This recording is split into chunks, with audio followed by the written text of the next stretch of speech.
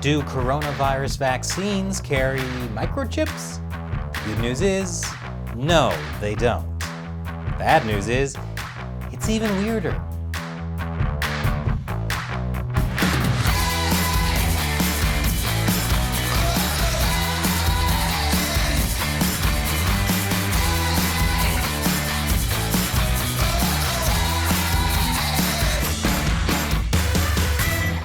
Welcome to America Uncovered. I'm Chris Chappell. This episode is sponsored by Surfshark. Whenever you go online, you should be using a VPN like Surfshark to protect yourself.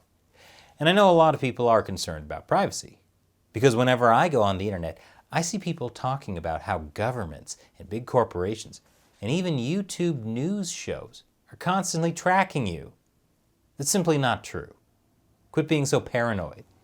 And also, empty your dryer, Craig Longfellow of 3246 Foley Avenue, apartment 7C. Your clothes have been ready for 46 minutes already.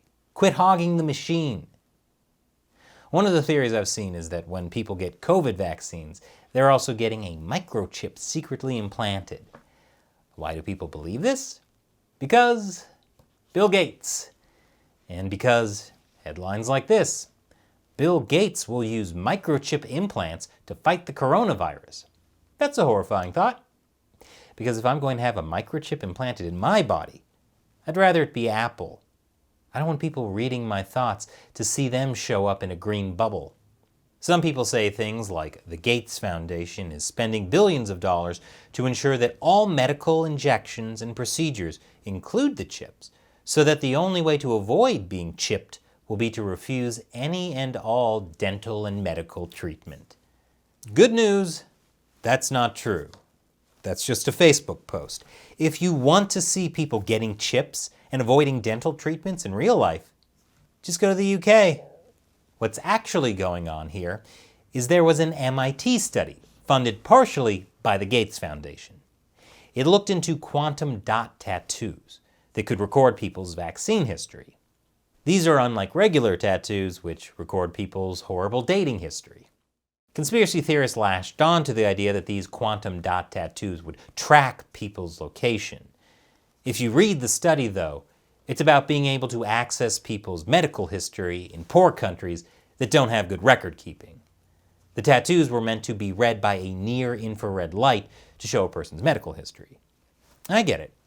It's easy to go from the Gates Foundation funded a study involving a way to track vaccination status to Bill Gates wants to put a microchip in you to Bill Gates is tracking us at all times. But that's just not true. Bill Gates is not tracking your every move. Your phone is what's tracking your every move. And there's nothing you can do about it. Well, except not use a cell phone, but come on. In this day and age, how is anyone supposed to live without Candy Crush? That's not a game. It's a way of life.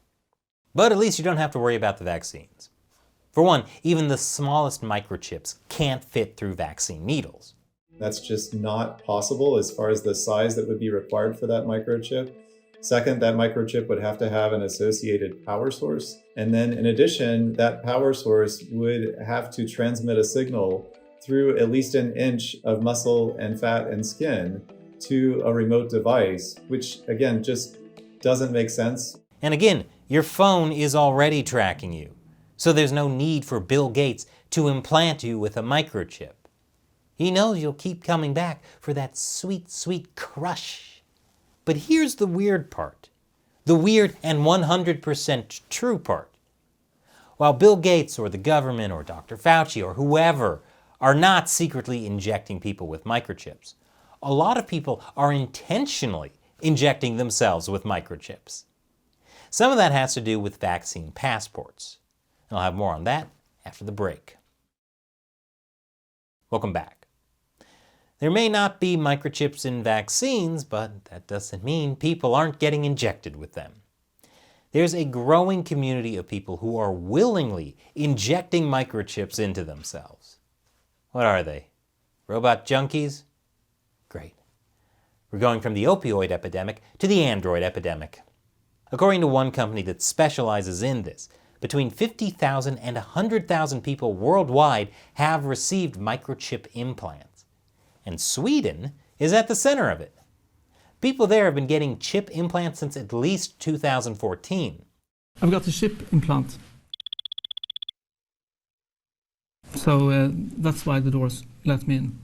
Where's the chip? The chip is right inside here. It can contain contact details.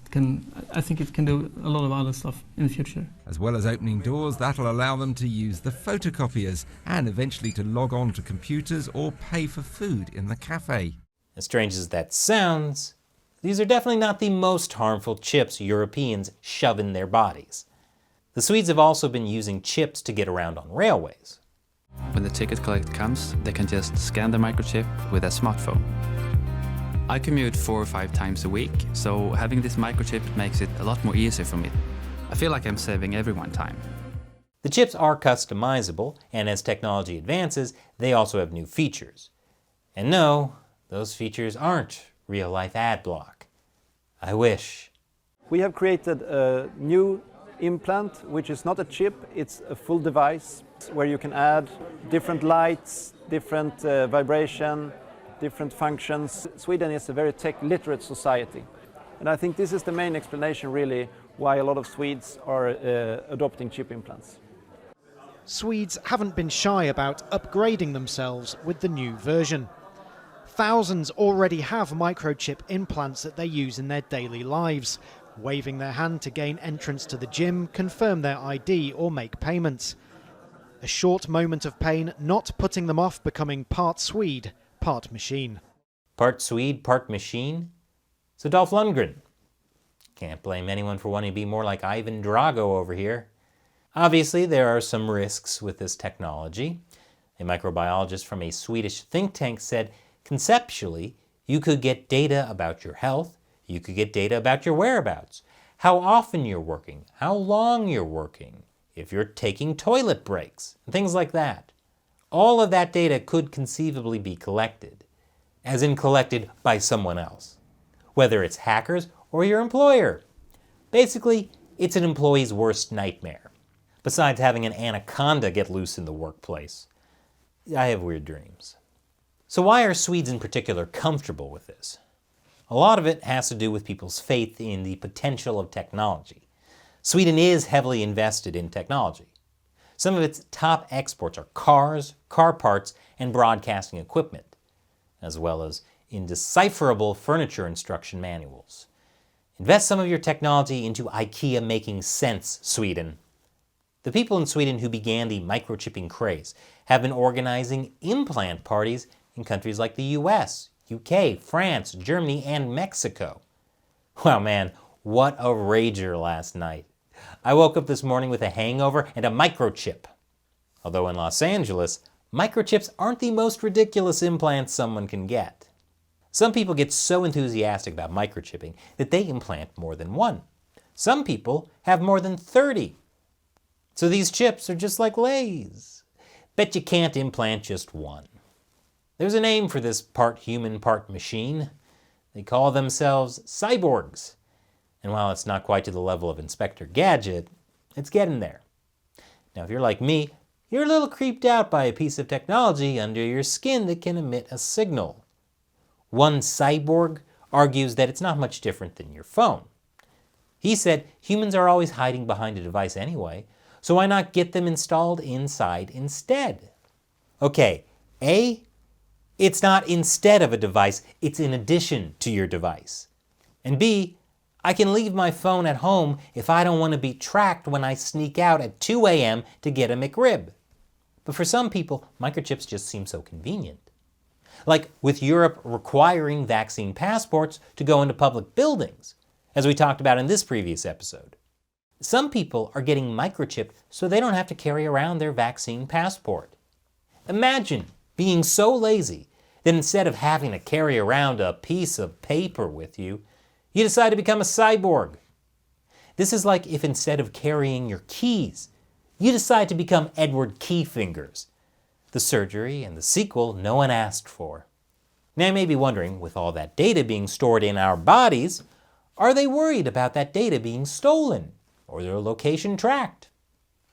So far, these microchips don't have the capability to send out GPS signals like your phone does. They need to be placed inches away from a powered reading device to transmit data. But if you live in countries like South Korea or Singapore, chips could be used to track you. I'll explain more after the break. Welcome back. Some countries, like South Korea and Singapore, have cast a wide net in collecting citizens' data. Invading people's privacy by tracking their every move? How could you, South Korea? You were supposed to be the good Korea.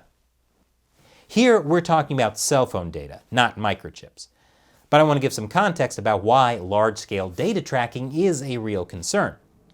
The South Korean government is publishing the movements of people before they were diagnosed with the virus, retracing their steps using tools such as GPS phone tracking, credit card records, surveillance video, and personal interviews with patients. This, of course, raises a lot of privacy concerns. Quit tracking me. How often I eat McRibs alone in my car at night is no one's business but my own and eventually my cardiologist's. Civil rights advocates say the South Korean government stretched its authority beyond what is constitutional. For example, during an outbreak in Itaewon, public health officials didn't merely notify the people who had come into close contact with the patients who later tested positive. Anybody who was nearby had their location data scooped up by the government. Government collecting your info. Basically, it's a citizen's worst nightmare. Besides having an anaconda get loose in the subway. I should probably see a therapist about these dreams. Singapore quickly adopted this type of tracking as well. The Singaporean government promised the data would only be used to fight COVID.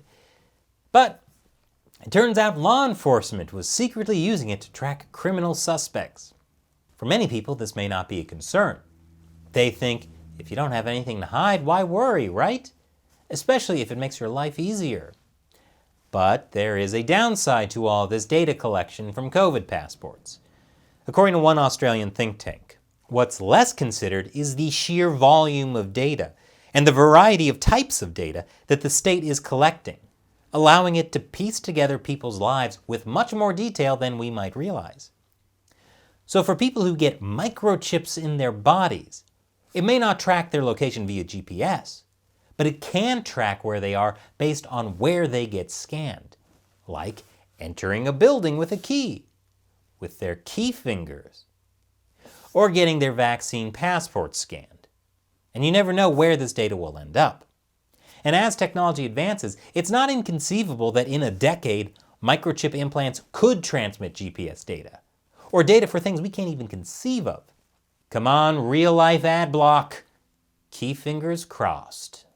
The more information programmed into your microchip, the more vulnerable you are to having your data hacked or harvested. And not just for nefarious purposes, also by accident. Like that time in Sweden when a rail ticketing system ended up getting people's LinkedIn profiles instead of their train ticket info. And that's the biggest danger to all of us. Government incompetence. So what do you think? Craig Longfellow of 3246 Foley Avenue, Apartment 7C? Leave your comments below and get your dang laundry out of the dryer already. And this episode is sponsored by Surfshark. Because if you're as concerned as I am about the government or big companies harvesting your data, you should use a VPN whenever you go online. Surfshark VPN is one of the key tools you'll need to protect yourself from tracking by advertisers, big tech, and government agencies. Because even if you have nothing to hide, do you really want the government tracking you all the time?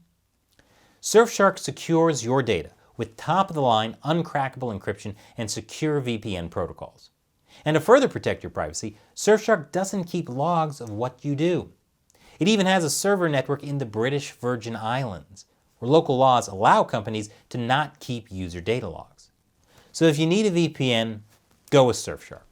You can use one account across all your devices. Plus, Surfshark has a special holiday deal going on right now. It includes 83% off a 2-year plan plus 4 extra months for free. Go to surfshark.com/uncovered and use the code UNCOVERED to get their deal that includes 4 extra months for free. Once again, I'm Chris Chappell. Thanks for watching America Uncovered.